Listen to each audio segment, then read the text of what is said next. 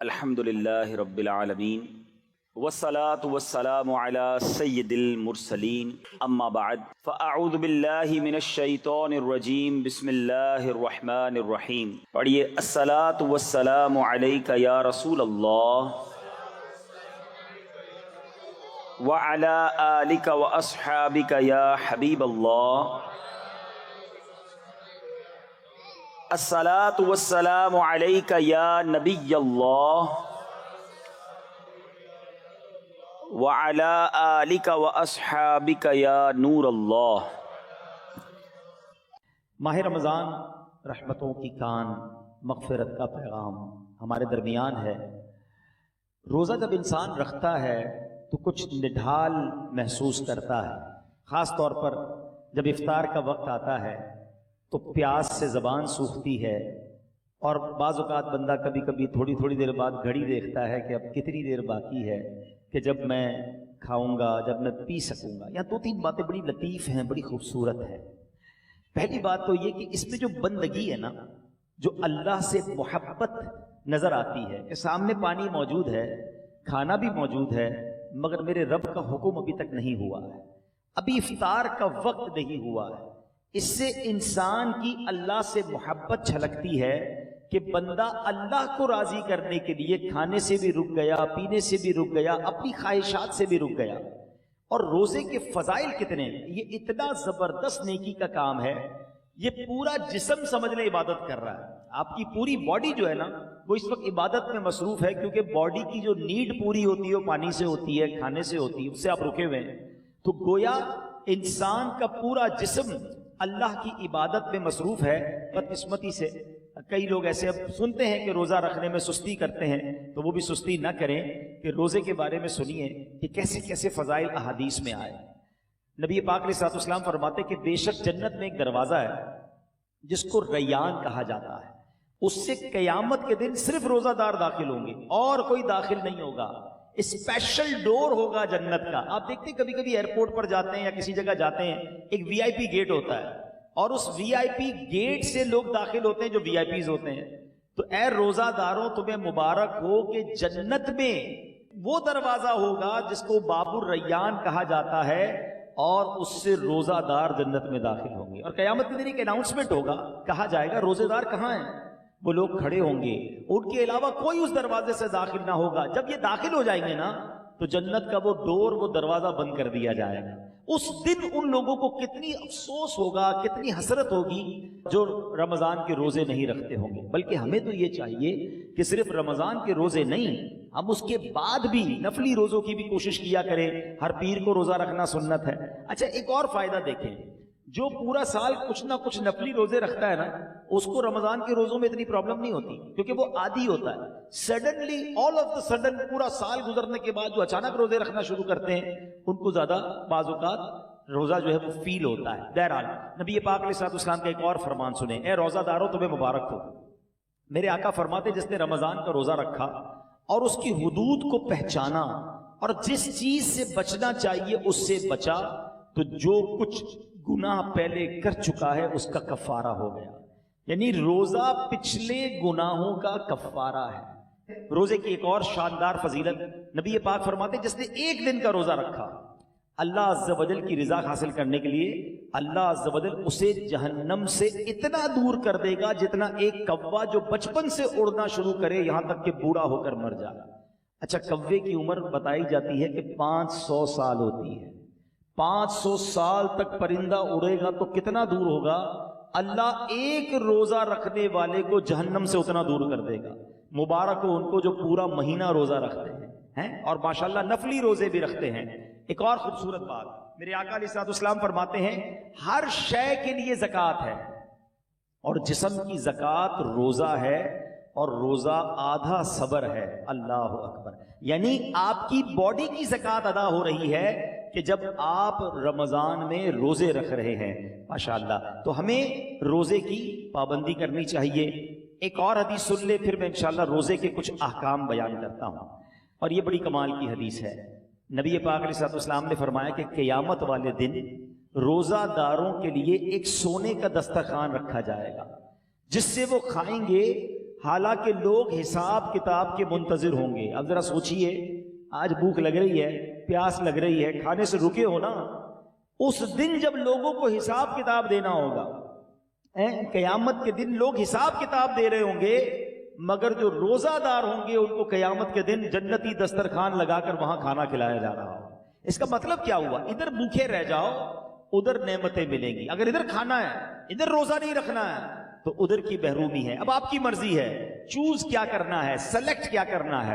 اچھا, روزے کی بہت ساری خوبصورتیوں میں ایک اور بڑی کمال کی خوبصورتی کیا ہے کہ بندے کا جو اللہ پر ایمان ہے نا, اس کا لیول بہت ہائی ہو جاتا ہے. آپ ذرا غور کریں, دنیا میں کروڑوں لوگ روزہ رکھ رہے ہیں, ٹھیک ہے, آپ کے ساتھ بھی ایسا ہوا ہوگا, آپ گھر میں اکیلے ہوں گے, پانی سامنے موجود ہے, فریج کے اندر فروٹ بھی کٹا ہوا ہے. کوئی ایک مسلمان ایسا ہے جو اکیلے میں چھپ کر پانی پی لیتا ہو, کوئی ایک فروٹ کھا لیتا ہو, کوئی نہیں دیکھ رہا نا, چلو کوئی بات نہیں. وجہ, واٹ از دا ریزن؟ یہاں تک کہ ہم جب وضو کر رہے ہوتے ہیں, ہم اس وقت بھی احتیاط کر رہے ہوتے ہیں کہ کلی زور سے نہ ہو جائے, کہیں حلق کے نیچے پانی نہ چلا جائے. ناک پہ پانی چڑھاتے وقت بھی احتیاط کرتے ہیں کہ ناک کی ہڈی سے اوپر چلا گیا تو روزہ ٹوٹ جائے گا. یہ کیوں؟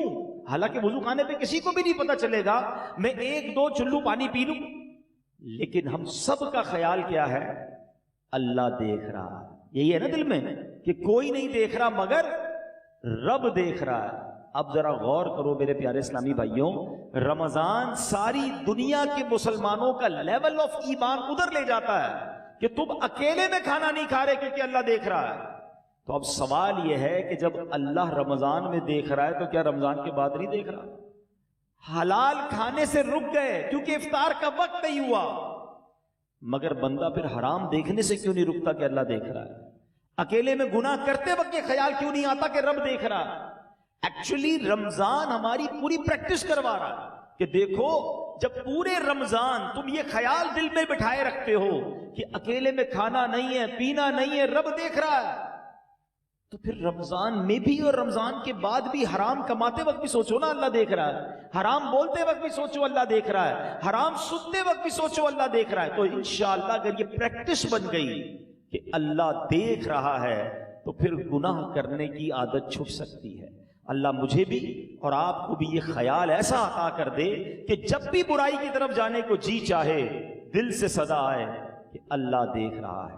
بالکل اسی طرح میرے پیارے اسلامی بھائیوں, رمضان میں جو ہم روزہ رکھتے ہیں اور چیزوں کی جزا بیان ہوئی ہے کہ بھائی اس کے بدلے جنت کا گھر ملے گا, جنت کے درخت ملیں گے, جنتی کھانے ملیں گے. اب آؤ روزے کی ایک اور فضیلت سنو. میرا کوئی بھائی, میری کوئی بہن اور روزہ کبھی قضا نہ کرے, روزہ قضا کرنے کا خیال بھی آئے تو دل میں یہ نہ لائے. لوگ کہتے ہیں یار کام کاج بہت ہوتا ہے, نوکری مجھے کرنی ہوتی ہے. دیکھو, کام کم کر دینا, کاروبار کم کر دینا, تھوڑے پیسے کم کما لینا, مگر روزہ مت چھوڑنا. کیونکہ اب جو میں فضیلت بتانے جا رہا ہوں نا, میں نے اب تک کسی اور عمل کی یہ فضیلت نہیں پڑی ہے. کیونکہ نبی پاک علیہ الصلوۃ والسلام فرماتے ہیں کہ اللہ فرماتا ہے, یعنی یہ حدیث قدسی بھی ہے, اللہ فرماتا ہے فَإِنَّهُ لِي وَأَنَا أَجْزِي بِهِ. اللہ فرماتا ہے روزہ میرے لیے ہے اور اس کی جزا میں خود دوں گا. باقی چیزوں کی جزا رب فرشتوں کے ذریعے عطا فرماتا ہے, مگر روزہ دار کے لیے رب نے فرمایا اس کی جزا میں خود عطا فرماؤں گا. بلکہ علماء اس کو ایک اور انداز سے بھی پڑھتے ہیں, انا اجزا بہی. اس کے معنی یہ ہو گئے کہ روزہ میرے لیے ہے اور اس کی جزا میں خود ہوں. یعنی رب فرما رہا میں اس کا ہو جاتا ہوں. تو اے روزہ دارو, جس کا رب ہو جائے تو اس کے کام کیوں نہ بن جائیں, اس کی مشکلیں آسان کیوں نہ ہو جائیں. اور ایک اور میں شریعت کی لاجک بتا دیتا ہوں. بہت سارے کاموں میں نوجوان کہتے ہیں کہ جناب ادھر جو ہے بہت دل چاہتا ہے کہ بڑے بڑے میرے گھر ہوں, بڑی بڑی گاڑیاں ہوں, چاہے اس کے لیے حرام کمانا پڑے. دیکھو, حرام کما کر اچھے گھروں کے لیے پیسے حرام مت کمانا, ادھر چھوٹے گھر میں صبر کر لو, اللہ نے تمہارے لیے جنتی گھر تیار کر رکھے ہیں. کچھ لوگ ادھر شراب پیتے ہیں, اللہ کو ناراض کرتے ہیں, دیکھو ادھر شراب نہ پینا, صبر کر لو, اللہ نے جنتیوں کے لیے جنتی شراب تیار کر رکھی ہے. مردوں کو زیور زیور پہننے سے منع کیا کہ دیکھو یہاں زیور مت پہننا، سونا چاندی مرد کو پہننا الاؤ نہیں ہے، مگر جنت میں مردوں کو سونے کے زیورات عطا کیے جائیں گے۔ ادھر حرام عورتوں کی طرف، ناجائز عورتوں کے پاس جانا جو حرام ہیں ان کے قریب مت جانا۔ جی تو چاہتا ہے، شیطان تو بلاتا ہے، مگر حرام کاری سے بچ جاؤ۔ اللہ نے جنت میں جنتیوں کے لیے حوریں تیار کر رکھی ہیں۔ اگر آپ اس لاجک سے دیکھیں نا، جس چیز سے شریعت نے ہمیں یہاں روکا ہے، جس کا دل بھی چاہتا ہے، شریعت نے یہاں سمجھا دیا کچھ سال رک جاؤ، جنت نہ ختم ہونے والی ہے۔ اللہ نے آلٹرنیٹ شاندار وہاں تیار کر رکھا ہے۔ یہاں بڑے گھر دیکھ کر اپنے گھر پہ مایوس نہ ہو جاؤ، صبر کی زندگی گزارو۔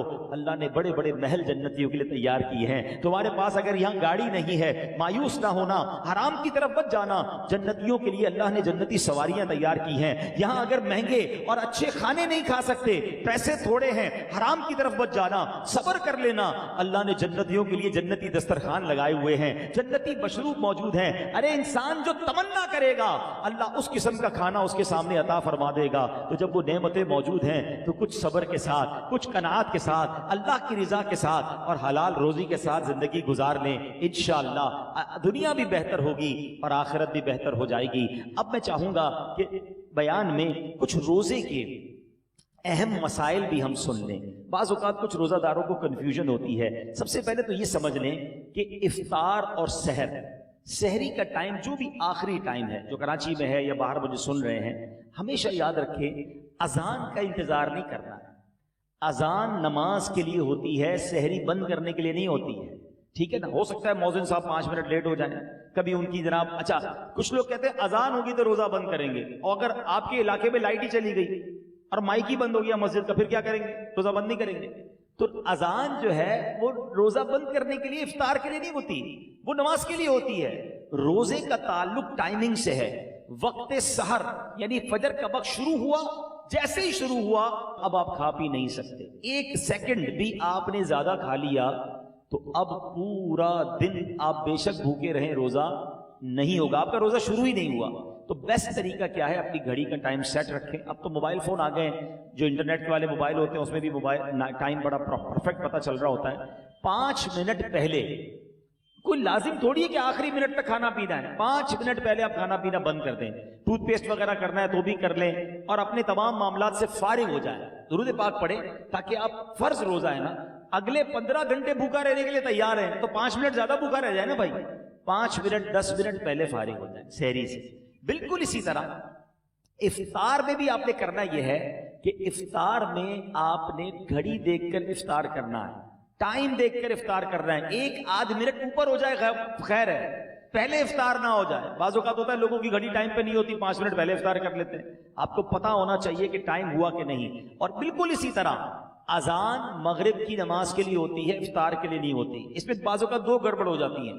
ایک یہ ہو جاتی ہے کہ کبھی مؤذن صاحب سے بھی غلطی لگ سکتی ہے، جلدی اذان دے دی، آپ نے اذان سنی روزہ کھول لیا تو آپ کا روزہ چلا گیا۔ آپ ٹائم دیکھیں ٹائم ہوا ہے کہ نہیں۔ اور مؤذن صاحب خود اپنا افطار کرنے میں لگے ہوئے ہیں اور وہ 5 منٹ بعد اذان دے رہے ہیں اور آپ انتظار کر رہے ہیں اذان کا، تو یہ بھی درست نہیں، کیونکہ افطار کو تاخیر بھی نہیں کرنی چاہیے۔ تو پہلی بات تو یہ سمجھ لیں کہ ٹائم ٹیبل کے ساتھ روزہ ہے۔ یہاں ایک اور خوبصورت بات کہوں کہ لوگ آج کل بڑی مثالیں دیتے ہیں دوسرے ملکوں والوں کی، غیر مسلموں کی، یار وہاں بڑی ٹائم مینجمنٹ ہے جناب، بڑا ٹائم سے معاملات چلتے ہیں، ان کے جہاز بھی ٹائم پہ، ان کی ٹرینیں بھی ٹائم پہ، لوگ آتے بھی وقت پر ہیں۔ مجھے بتاؤ پوری دنیا میں ایک مذہب بتا دو کہ جو اتنا ٹائم مینجمنٹ کا درس دیتا ہو۔ ارے ہماری تو ساری عبادتیں ٹائم کے ساتھ ہیں، وقت سے 1 منٹ پہلے آپ کو سحری بند کرنی ہے تو روزہ ہوگا، وقت گزرنے کے بعد 1 منٹ اوپر چلا گیا روزہ ہی شروع نہیں ہوگا۔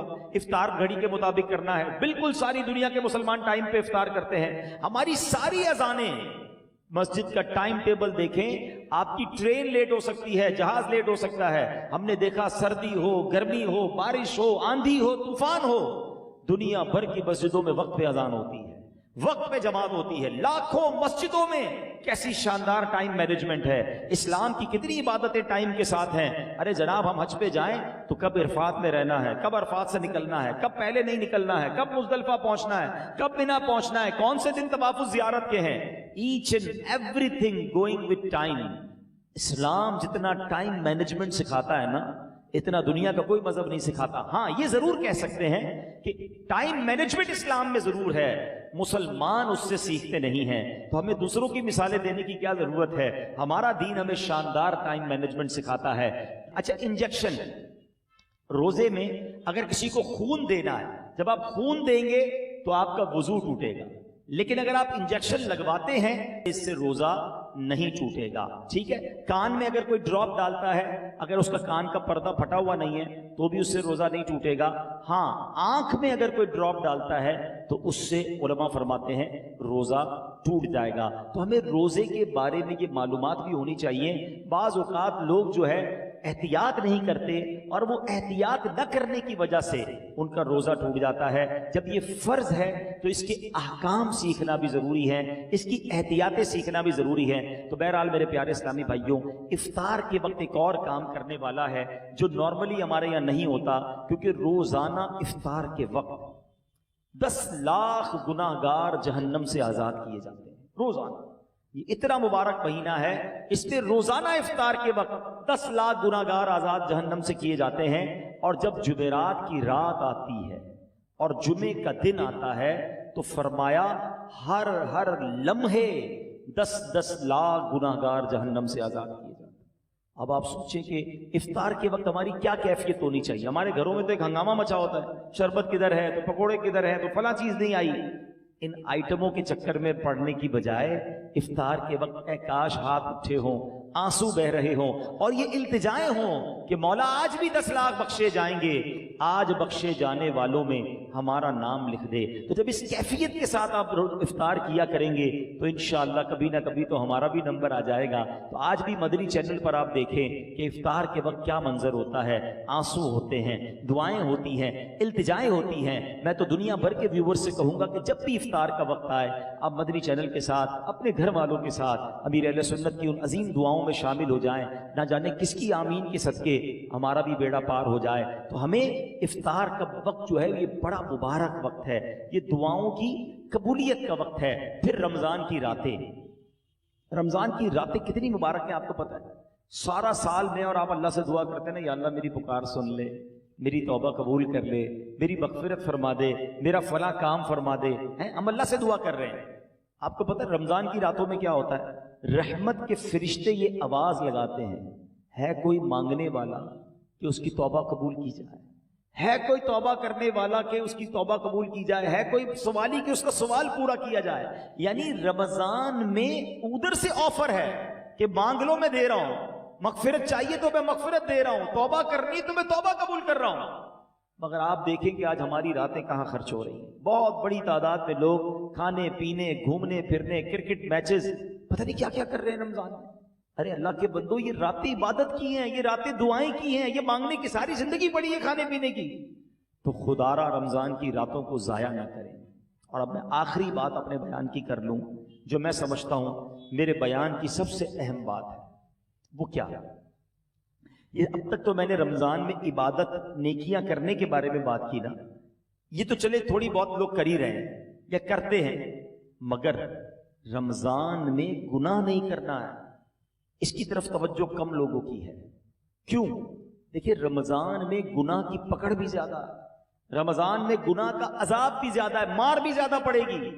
کیوں بھائی؟ مسجد کے باہر کوئی گناہ کرے گناہ ہے, لیکن کوئی مسجد کے اندر آ کر گناہ کرے تو بڑا شدید گناہ ہے. کوئی اللہ کا گھر میں جا کر گناہ کرے گا تو اللہ کی غضب کو دعوت دے گا نا.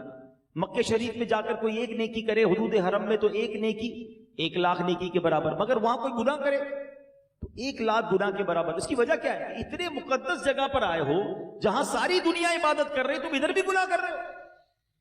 بالکل اسی طرح رمضان بڑا مقدس مہینہ ہے.